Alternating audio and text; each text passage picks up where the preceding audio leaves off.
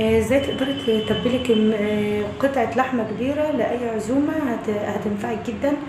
شاهدي الفيديو معايا للآخر وشوفي التتبيلة والرز ونوعين صوص. توابل بسيطة وسهلة، مش هتاخد معاكي وقت خالص ولا مجهود. هنسمي الله ونقول فلفل اسود، بهار لحمة والسبع بهارات، وحطيت كاري وبابريكا ومعلقة ملح كبيرة لكل كيلو من اللحمة. معايا مية بصل وكوباية الحليب دي اختياري، وشوية زيت. هنا جوز الطيب، لورا حبهان، وقرفة عيدان. وهنخلط الخليط كله على بعضه. طبعا معايا كمان كاتشب وصلصه. انا اسفه صوتي تعبان بس هحاول اوصل لكم المعلومه.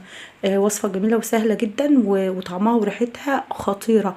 ما تنسيش تحطي ذره كبابه صيني او كبه صيني، بتخلي ريحه اللحمه جامده. دوبنا الخليط كله على بعضه، وهنبتدي نحطه على قطعه اللحمه الكبيره. عايزه اقول لكم ان الاكله دي او حته قطعه اللحمه او الاكله او كده دي مهداه من استاذ عماد السايس. وطبعا هسيب لكم لينك قناته في صندوق الوصف. عمل عزومه كبيره على مستوى اليوتيوب، محدش عملها ولا حد تقريبا يقدر يعملها تاني. ما شاء الله، الله اكبر، اللهم بارك. عزومه كبيره جدا، تقريبا اكتر من 50 شخص. معمول لهم وجبة كبيرة زي دي. يعني اللي حابب يشتري بيشتري، واللي حابب ايه يطبخ هو في البيت. انا يعني حبيت ان انا اجيب قطعة لحمة كبيرة بحيث ان هي تكفي البيت اكتر من يوم. انما هم ما شاء الله اللهم بارك. استاذ عماد السايس شكر كبير جدا ليه ولكل الداعمين. بالمناسبة هو عنده بيبيع عسل يا جماعة جميل جدا زيكم كده، جميع الانواع والاشكال والاطعم يعني. جربوا، خدوا اللي عايز يعمل مشروع، اللي حابب يعمل مشروع. انا هسيب لكم لينك قناته في صندوق الوصف. اللي حابب يعمل مشروع يشتري عسل ويبيعه من البيت، مشروع جميل جدا. وهو راجل محترم جدا جدا جدا، وذوق اخلاق عالية حقيقي. شكرا ليه هو وكل الداعمين اللي حبوا يعملوا او يقدموا حاجة زي دي للناس المتواجدة معاهم ويفرحوهم كلهم. هو عملها كده لكل اللي كان موجود، وجت كده يعني، وانا كنت واحدة من ضمنهم يعني. وبنشكرهم جزيل الشكر. لو حبينا نقول اساميهم طبعا الفيديو هيطول. انا حابة اقدم لكم الوصفة، وبمناسبة الوصفة الشكر لان هي مهداة منهم يعني. حطينا ورق الفويل في صينيه، وحطينا كوبايه الميه لو تلاحظوا علشان تعمل بخار وتسوي اللحمه كويس. وحطينا ورق الزبده، هنفرش على ورق الزبده شرايح بصل، وهنفرش عليها كمان شرايح طماطم. حابه تحطي بطاطس تمام مفيش مشكله، هتبقى شبه ورقه اللحمه كده وهتبقى جميله جدا، لان البطاطس هتطعمها كمان اكتر، اللي هي طعمها خطيره جدا. بس لو انت حابه تبقى شبه ورقه اللحمه تمام هتحط لها شرايح بطاطس. قطعه لحمه ما شاء الله اللهم بارك، هي حته 3 كيلو على بعضها. احنا نحب اللحمه الملبسه يعني، دي مش نغويها قوي يعني ناشفه، اللي هي اقصد اللي هي اللحمه الحمراء. في ناس تحبها قوي، ما تحبش اللي هي الملبسه او الناعمه او السمينه. مش سمين، هي بتكون ملبسه كده وناعمه، بتكون دايبه دوب. لكن دي لحمه حمراء حمراء بس صافي كده.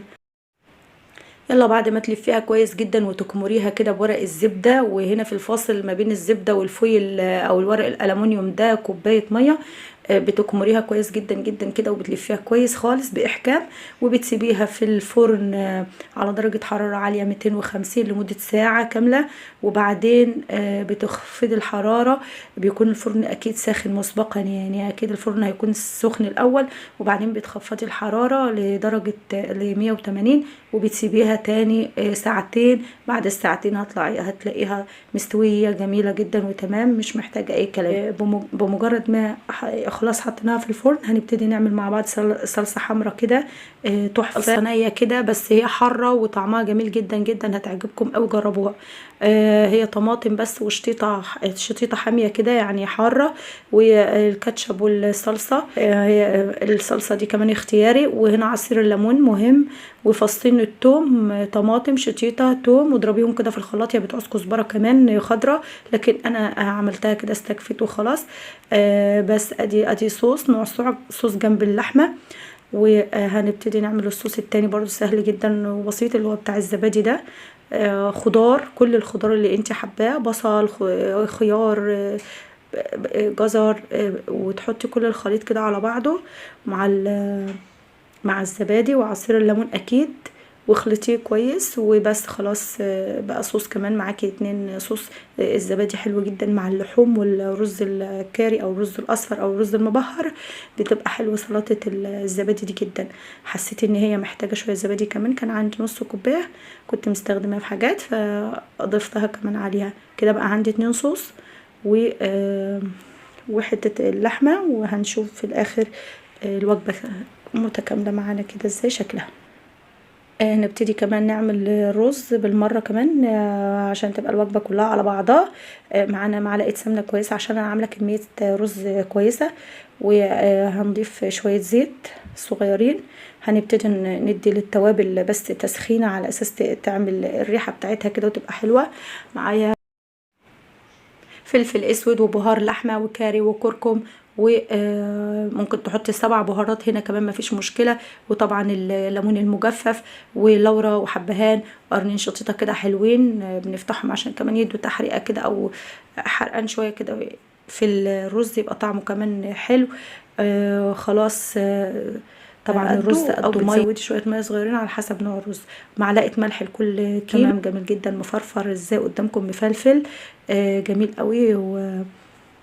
والف هنا وشفا للي هياكله، والف شكر للي وجب معانا وكرمنا بالوجبه، مش ليا لوحدي الحقيقه، ده كان عملها كده لكل الموجودين، اكتر من 50 شخص ما شاء الله اللهم بارك.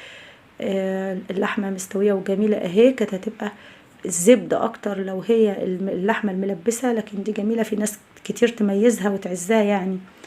خلاص استوت بعد ال3 ساعات بتوعها.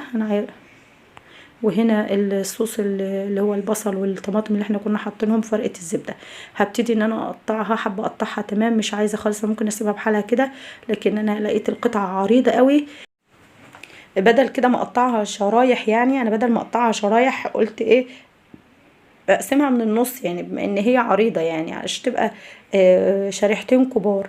جميلة وطعمها جميل وريحتها جميلة. وامشوا على الخطوات وما تنسوش تشوفوا عسل السايس، هسيب اللينك تحت في صندوق الوصف. حبيت انا فتحتها كده اهو زي ما قلت لكم، لان القطعة كانت عريضة جدا، وزي ما قلت لكم كده والله، واحنا بنشكرهم وبنتمنى لهم جميعا الشفاء. هنا هنبتدي نغرف الرز، وجبة جميلة جدا ومتكاملة.